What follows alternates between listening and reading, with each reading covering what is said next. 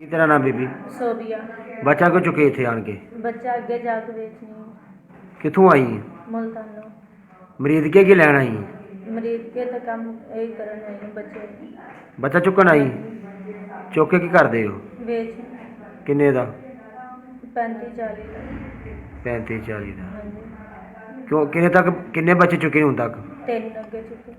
किन्नी देर हो गई काम करदे तेन? 4 महीने हो गए। क्यों चुकदी बच्चा? अगे बेच दे। इथों किन्ने चुके नहीं हुन तक? मरीज क्यों नहीं चुक के लाई गई। अच्छा तो होर कितों चुके? लोरों एक चुके 2 मुल्तानो। 2 मुल्तानो? हाँ जी। मुल्तानो बच्चा चुके बच्चियां? 2 बच्चियां चुके। ते लोरों? एक बच्चा चुके। केड़ी जगह तो? मुल्तान चुंगी का। मुल्तान चुंगी तू? हाँ जी। वो तेन ड्रैस का पता है? हाँ जी लग गया पता। अच्छा जो लाहौर वाला बच्चा चुकी वो किन्ने दा बेचा जी? वो 35 का। 35 का? हाँ जी। तो जी मुल्तानो कुड़ियाँ चुकियां वो किन्ने दी बेचियां? वो 50 दियां। 250 दी बेचियां? हाँ जी। तो वो अगों किनू देंदे बच्चे? अगे एक जनानी हो लेंदी। जनानी लैंदी? हाँ जी। ओदा पता ही तेनू? नहीं मैनू नहीं पता मेरा बंदा लैके जांदा अगे। अच्छा चुकनी तू है? हाँ जी। वो बंदा तेरा जन्म नहीं है झूठा है? निकाह किया उसने। सच्चे ही निकाह किया है? हाँ जी मौलवी कोलों निकाह करवाया।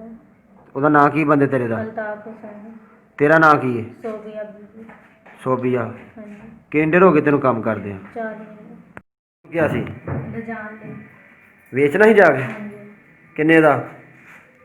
जिन्ने पैसे दे देंदे 35 हज़ार देने से। अच्छा कित्थे जाके बेचदे हो? हैदराबाद। हैदराबाद। किन्ने जाने हो? 2 जने नाल कौन सी तेरे? बंदा मेरा। कित्थे ही बंदा? वो नस गया हुण। अच्छा ते किन्ने उत्थे जेह्ड़े अग्गे किन्ने बच्चे बेचे नी? अगे 3 कित्थों कित्थों?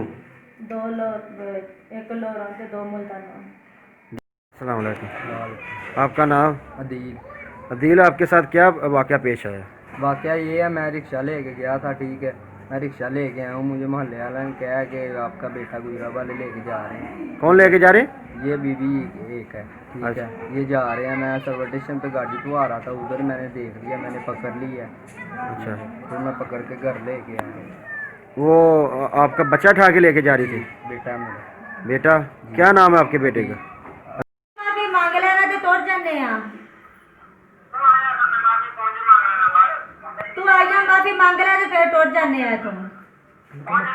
नहीं उंज नहीं तू आ जा माफी मांग ले आके। कुछ नहीं होता आ जा। कुछ नहीं होता आ जा।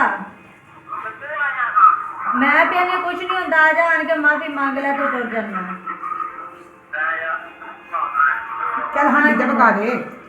अस्सलामुअलैकुम। मुरीद के शहजाद टाउन घर से मियां बीवी 9 मौलूद बच्चों को अगवा करते रंगे हाथों पकड़े गए। मोहल्लेदारों ने अगवा करने वाली खातून को दबोच लिया। मुलजिमान लाहौर और मुल्तान से 3 बच्चों को अगवा करके हैदराबाद जाकर 40 से 50 हजार रूपए में फरोख्त कर चुके हैं। 30 से 35 हजार रूपए की कीमत में भी बच्चे फरोख्त किए गए हैं। मुल्तान के रिहायशी अगवाकार मियां बीवी जो घरों में किसी भी बहाने से दाखिल होते और 9 मौलूद बच्चों को घर से अगवा करके रिक्शे पर फरार हो जाते। मोहल्लेदारों ने जब उन्हें मुरीदके में देखा तो बच्चे के वालिद अदील को बताया आपके बच्चे को कोई उठाकर लेके जा रहा है। अदील ने अहले इलाका की मदद से अपने बच्चे को बचा लिया और खातून ने एतराफ कर लिया कि वो इससे पहले भी वारदातें कर चुके हैं। अलबत्ता इस दौरान खातून का शौहर फरार होने में कामयाब हो गया। बाद में अहले मोहल्ला के कहने पर उसने फोन किया और कहा कि आके माफी मांग ले ताकि मैं भी यहाँ से निकल सकूं, लेकिन उसका मियाँ उसे फंसा कर फरार हो गया।